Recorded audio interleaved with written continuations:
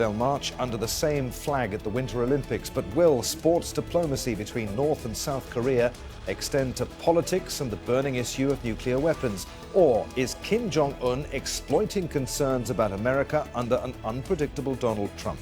This is Inside Story.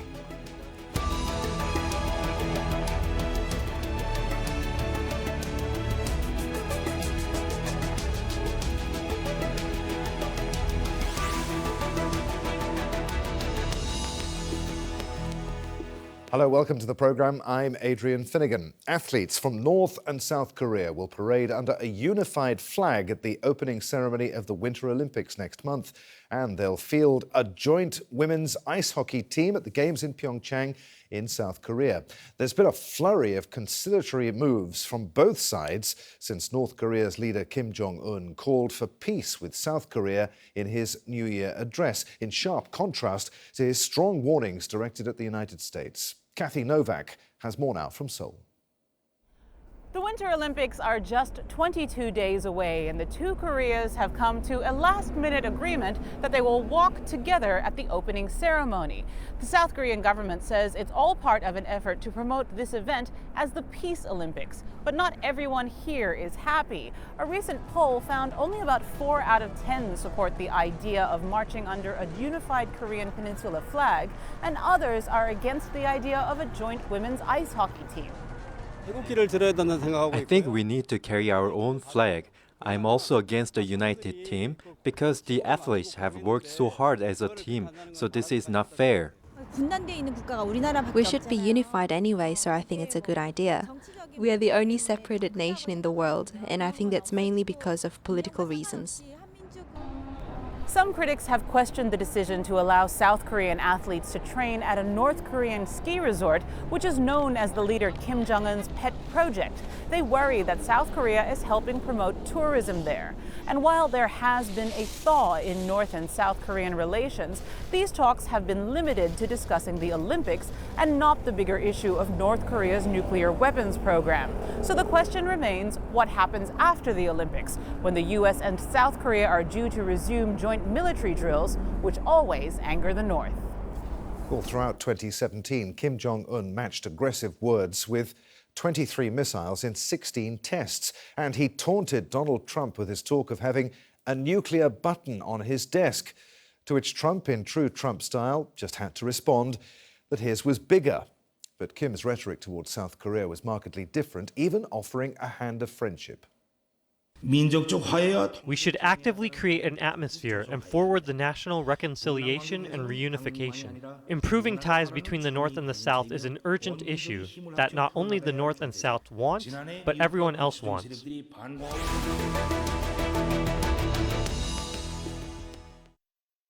So let's bring in our guests for today's discussion. Joining us from Seoul is B.J. Kim, a professor with Hankook University of Foreign Studies. From Washington, D.C., we have Richard Weitz, director of the Center for Political Military Analysis at the Hudson Institute. That's a D.C.-based think tank. And also from Seoul, Si-Woong Koo, who's managing editor of Korea Expose news magazine. Gentlemen, welcome to you all. B.J. Kim, if we can start with you. Professor, what are we to make of that New Year's speech from Kim Jong-un? Is he trying to be or to appear more statesmanlike now? Perhaps, but what's clear in terms of his intention is to turn the page from a previous stage where he totally was focused on developing the nuclear capability that could target the United States. Now, as he seems to be in a situation where he's very close to achieving that point, now he's turning the page and trying to move on to the next stage where he can talk about talks together with the weapons in his hands. So definitely a new gesture for sure. So you don't think he's looking for a way to back down the escalation ladder? Escalation? Well, if the ultimate point of the escalation would be military confrontation with the United States, that's not what North Korea wants, because that means clearly their termination. But they want to go all the way up to that point, perhaps, cashing on their military capability. But at this point, what we have to make clear is that he's moving on to a next stage.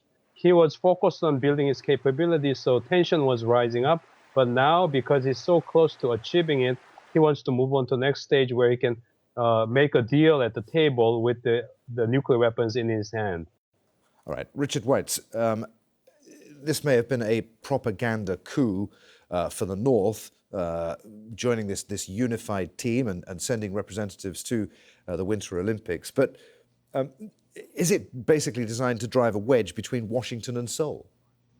I'm sure that's the main goal. If there may be others, but that's the main objective. This is not a new tactic. The North will often try and raise tensions and then try and split the United States from its allies by making conciliatory gestures to one side or the other.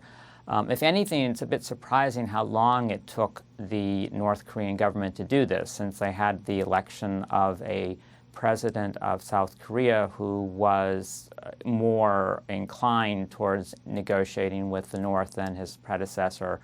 And so this is not a new development. We've been here before. In the past, it hasn't proved that successful, primarily because the North was unable to make the kind of concessions needed to really change South Koreans' orientation. And I think that's going to be the same challenge this time for the Pyongyang. Richard, the White House welcomed the announcement that North Korea was going to participate in the Winter Olympics, but it played down the significance of it. Is the administration, though, concerned that basically this dilutes its policy of pressuring the North with sanctions and threats of military action? Well, it's concerned that it could. So far, we've just had an engagement and talks, but the North Korean objective here is to get the South Korean government to start relaxing its economic pressure, resume economic ties with North Korea, put pressure on the United States and Japan to not put any more sanctions. Ideally, the end goal of the engagement effort would be for the South Korean government to ask for the United States, for example, to remove the recent missile defense batteries it deployed, perhaps reduce U.S. forces, cut back on joint exercises. So far, there's not been any development that's compromised the U.S. Stance of maximum pressure in cooperation with Japan, South Korea, and other countries. But it could easily develop that way. Si-Woon Koo, tens of thousands of South Koreans, it's reported, have signed an online petition urging President Moon to scrap the plan for the North to participate in the Winter Olympics. I mean, how do people in the South feel about it? Well, it's not surprising that there are people who are against this. Korea is a very ideologically divided country at the moment. You can effectively say it's 50% conservative, 50% liberal. And many people here do believe that North Korea is a threat, and it is a country that does not have the best interest of South Korea at its heart. We have seen the kind of provocations, the threats over the years, and it's become quite clear to South Koreans that although there are many common interests that the two Koreas need to pursue, at the same time there needs to be a great deal of caution in dealing with North Korea. And to go by the kind of public reactions that we have seen since the announcements that North Korea is indeed participating in the Olympics, there's actually been a lot of public anger here over the perception that perhaps Seoul has gone too far in making these gestures of goodwill. For example, the fact that South and North are going to have a joint women's hockey team, that news has been received with a great deal of anger because they think this is coming at the expense of very hard-working South Korean athletes who may potentially lose their spots in the game for political reasons. So politically, does this harm or strengthen President Moon? What are the dangers for him? Well, he did come into power or promising to improve relations with North Korea. And at the time, there was so much anger aimed at the previous president, Park Geun-hye, who is now facing a criminal trial for corruption. It really wasn't such a big issue. But now that he has come into power, and just almost as immediately after he came into office, we began to see these threats and hostile gestures from North Korea. And certainly that's put him in a very difficult position. And he certainly has been on the same page as America when it comes to endorsing and calling for a much stronger sanctions as North Korea. And in fact, what we have seen from the public is quite a bit of support for this. And the engagement, even though this is something President promised coming into power, is actually not being received with as much enthusiasm from the public as you might anticipate. BJ Kim, you talked about Kim Jong-un wanting to move on to the next stage. What does the North expect to get in return for entering into a dialogue and agreeing to join this unified Olympics team? And is it going to get what it wants? In looking at their participation in the Olympic Games, what we can presume is this will be just the starting point. And if everything goes as well as the North Koreans are planning, we could move on to the next stage of political and military talks, and strategic issues could be discussed. There, what they could try to do is propose to our side saying, look, maybe we can do something about nuclear weapons capability development. Maybe we'll freeze our development on this side, but in return, you will have to do some serious things in return for that serious action. And North Korea could propose, maybe you should cut down or even stop the joint military exercise between South Korea and the United States. And they could even ask for withdrawal of the US troops from South Korea. And in that case, what happens is North Korea gets what they have wanted all along for decades, thanks to their success of achieving the nuclear weapons capability. And that's the worst scenario that conservatives and national security experts are very much afraid of in the South at this point. So we are saying talks are good, the dialogues are good, but we have to be prepared for that kind of worst case scenario where North Korea keeps their nuclear capability, claiming that they're freezing right at the threshold of achieving full capability of delivering warheads to the United States, and ask for withdrawal of US troops from South Korea or other concessions.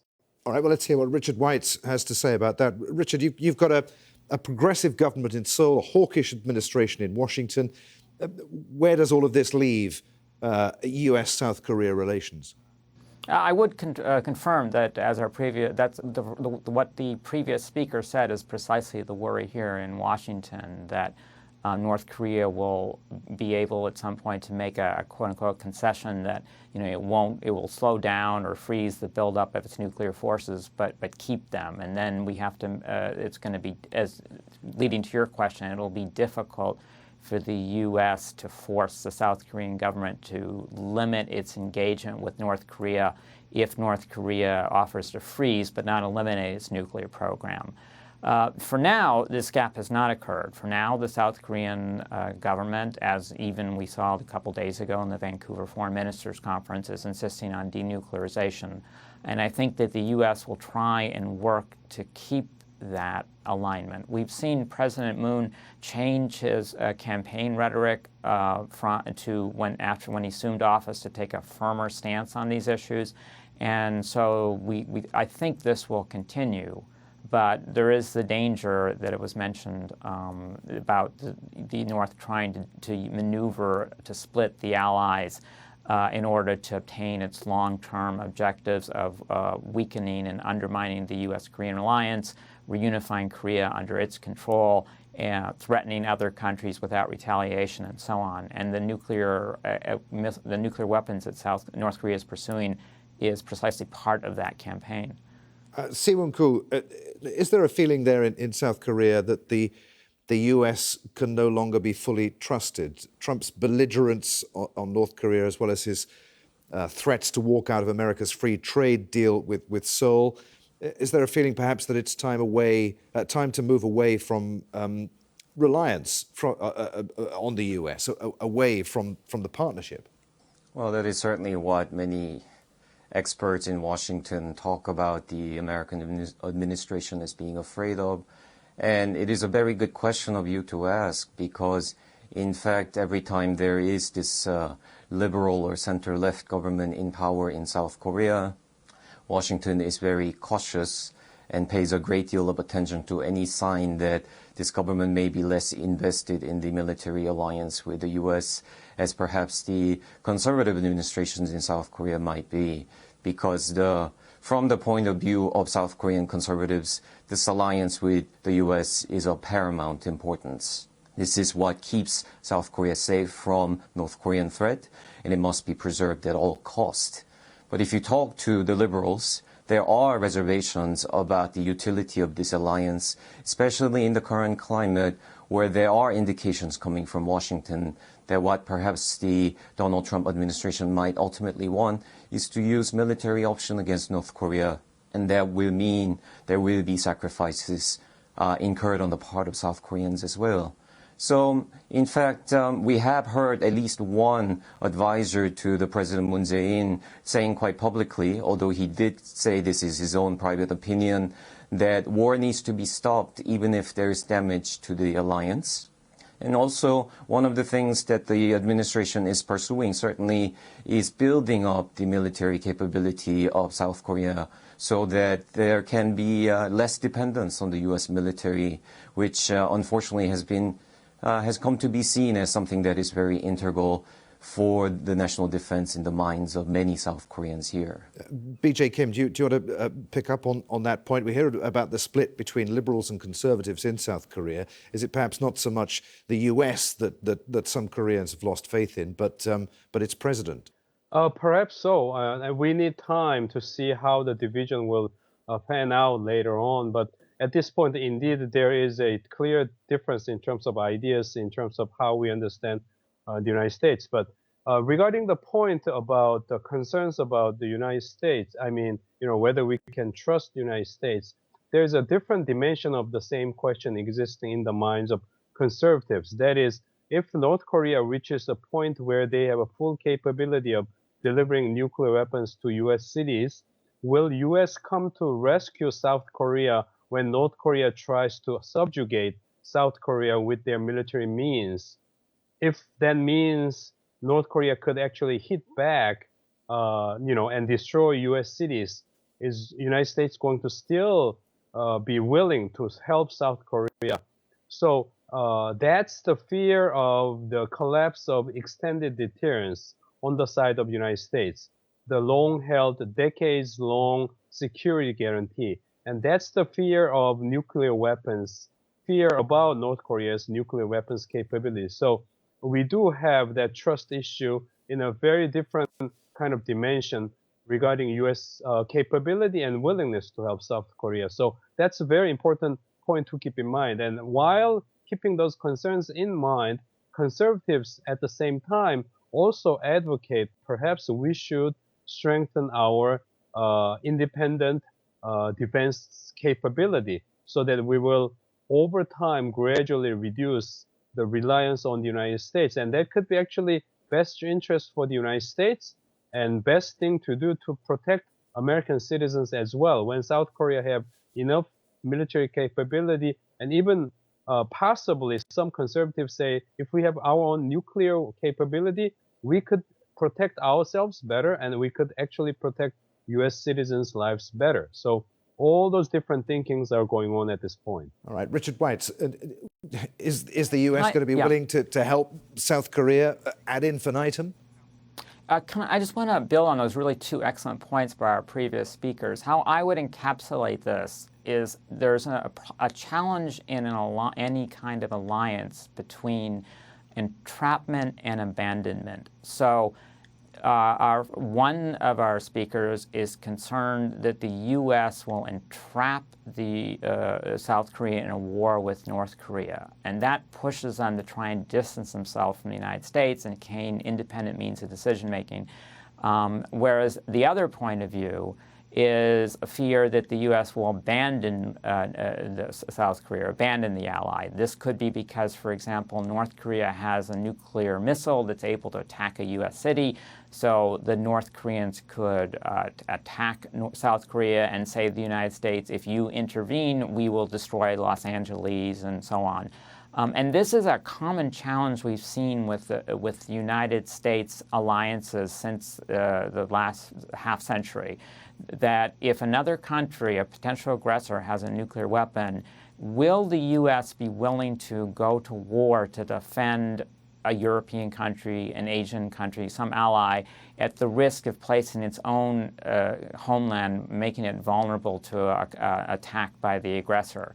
This is the extended deterrence challenge. So far, it's never been provoked. The guarantee is seen as potentially operable, and that's enough to keep an aggressor, be it the Soviet Union, the Cold War, or China and North Korea, from attacking a U.S. ally and testing that. But it's not easy to do that. It's easier to say you will strike back for a nuclear attack on yourself, not for some other country. And so that's the challenge we're going to face in this alliance management going forward. All right, gentlemen, we're rapidly running out of time. I want to get in two more questions before we finish.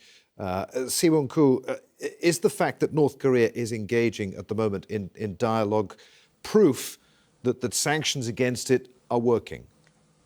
Well, that is certainly how Donald Trump has made it sound like, if we are to go by the tweet that he sent out not long after this dialogue initiative began.